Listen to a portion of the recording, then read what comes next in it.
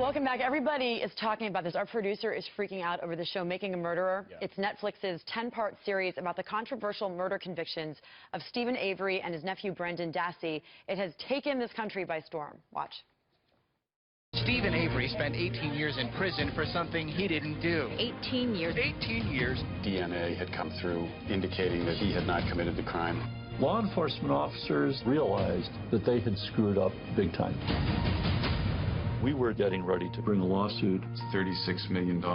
Manitowoc County itself and the sheriff and the DA would be on the hook for those damages. They're not handing that kind of money over to Steve Avery.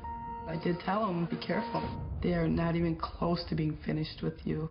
Wow. Well, the series follows a string of true crime documentaries like the Serial podcast, which is great, and HBO's The Jinx, which was also great. So what's behind the seemingly insatiable appetite for these true crime series? Dr. Keith Ablow joins us from Boston this morning. Doc, nice to see you this morning. Juliet was right. Great seeing you. I mean, our producers are all saying, you haven't seen this show on Netflix? You've got to go and watch it. What is this obsession about true crime? Well, listen, the first part of the obsession, I think, is that human beings have this wonderful quality. We're storytellers, and we want our stories to make sense. We have this sixth sense for whether facts line up or whether we're dissatisfied with them. And when the stakes are as high as whether a man goes to prison for 18 years or for life, or he doesn't, or goes to the electric chair, well, then all the more reason why people are transfixed by this. I have to admit that I watch the ID channel incessantly. I'm obsessed with the ID channel. It's on your constantly. Confession today? Yeah. But I will tell you that it started to get to a point where I have bad dreams about these things. I mean, I think I'm very well aware when I'm going to my car. I've got my keys ready to go.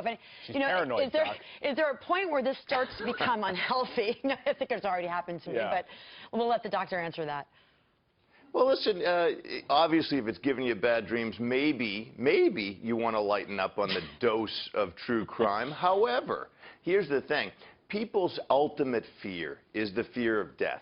There are very few lenses we're willing to look through to say, okay, I'll approach that notion. You know, could there be a predator nearby?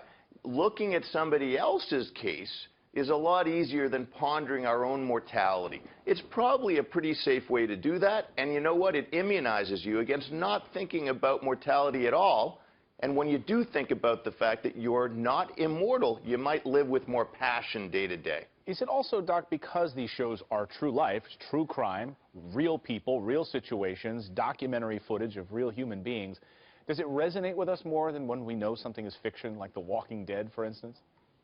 Totally, because listen, another quality beyond this storytelling capacity that people have is empathy.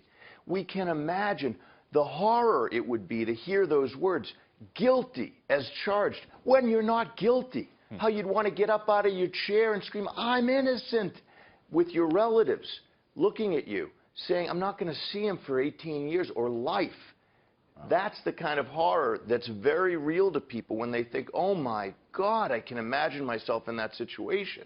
Yeah, it's amazing because we sit there and we freak out over these shows and we know that they're not, we know that they're real and we know that they can happen, yet we still keep watching and watching and watching, and it's like we cannot turn it off. And then we start watching it. I mean, I tried to give up ID channel for Sons of Anarchy, and that hasn't worked out well either. We need an intervention. Yeah, we do. We need an intervention. Everybody wants to be an investigator.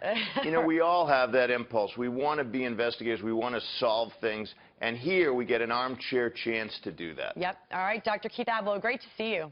Happy New Year. All right, great seeing you too. Take care.